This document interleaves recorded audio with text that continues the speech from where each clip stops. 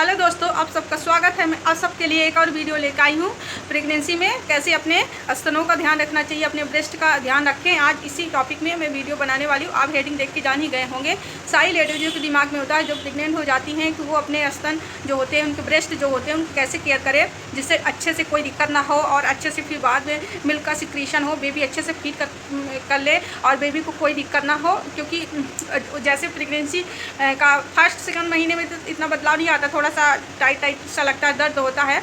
लेकिन बाद में जैसे प्रेगनेंसी बढ़ती है, महीने बढ़ते हैं तो निप्पल और ब्रेस्ट का साइज बढ़ने भी लगता है और ये सब फटने कभी कभी जो निप्पल में होता है, निप्पल में तो वो फटने जैसे लगता है और वहाँ पे वाइट कपड़ी जैसे हो जाती है, खुरदुरापन हो जाता है, बिल्कुल ड्राई जैसा हो जाता है और कभी कभी ब्लैक सा थोड़ा थोड़ा जब होने लगता है निप्पल में। तो ये सारी चीज़ों को कैसे ध्यान रखेंगे, आज मैं यही सारी चीज़ें आपको बताने वाली हूँ। अगर आप मेरा चैनल सब्सक्राइब नहीं किए हो तो प्लीज़ सब्सक्राइब कर लीजिए, जिससे आपको कोई दिक्कत ना हो, आप आसानी से वीडियो देख लें। और ये बिल्कुल फ्री है, इसके कोई पैसे नहीं लगने वाले हैं। तो सबसे पहले आपको जैसे ब्रेस्ट तो कैसे ध्यान रखेंगे, तो अगर आपके वाइट पपड़ी हो रही है, मतलब उसमें निप्पल में, तो आप वो एक फंगस होता है, कभी हो जाता है प्रेगनेंसी में तो निप्पल में, तो आप पहले अपने डॉक्टर संपर्क कर लीजिए। उसके लिए मैं आपको क्रीम व्रीम देंगे, उससे ठीक हो जाएगा। और होम रेमेडी है, उसके लिए मैं बताने वाली हूँ कि आपको नहाने के बाद ना आपको मसाज करना चाहिए। बादाम ऑयल या कोकोनट ऑयल का नहाने के तुरंत बाद आइए तो आप अपने जो ब्रेस्ट में अच्छे से मसाज करिए, निप्पल में अच्छे से बस मसाज करिए, जिससे दिक्कत ना हो कोकोनट ऑयल से और बादाम ऑयल से।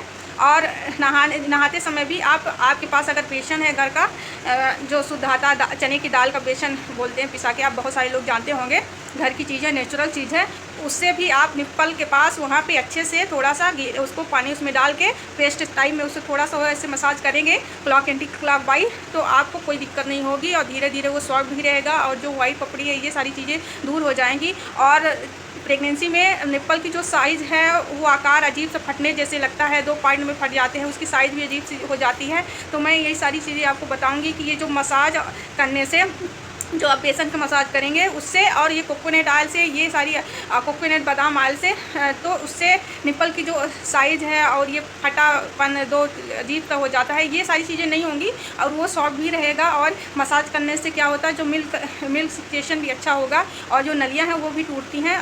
ऐसे आप प्रेगनेंसी में अपने ब्रेस्ट का अच्छे से केयर कर सकते हैं। ये सारी चीज़ें होती हैं। और जैसे प्रेगनेंसी में बहुत दिमाग में ये रहता है कि हमें ब्रा पहनना चाहिए, नहीं पहनना चाहिए, तो आप प्रेगनेंसी में बिल्कुल जो ब्रा है नॉर्मल साइज़ पहने, मतलब कि बहुत ना टाइट हो ना बहुत ढीली हो, नॉर्मल साइज़ पहनिए। जैसे क्या है, ब्रेस्ट का जो साइज़ भी है वो भी अपने शेप में रहे और कोई दिक्कत ना हो। अगर आपको बहुत कंफर्ट नहीं लग रहा है, कोई किसी को बहुत सांस वास भी फूलने लगती है, जैसे महीने बढ़ने लगते हैं, तो आप भी पहले पहनिए, चाहे बाद में थोड़ा थोड़ा कम कर लीजिए। लेकिन आप साइज़ जैसे 2-3 महीने में आप जैसे अब टाइट होने लगे तो आप चेंज भी कर सकते हैं, ज़्यादा चेंज करने की ज़रूरत नहीं है। लेकिन ब्रा को ध्यान रखिए, अगर आप ज़्यादा टाइट पहनेंगे तो गांठ वोट बनने की दिक्कत हो जाती है। और इसलिए आपको जो ब्रा की साइज़ है बिल्कुल हल्का, थोड़ा बहुत 2 उंगली चली जाए इतना सा साइज़ होनी चाहिए, ढीली रहे, बहुत ढीली ना रहे।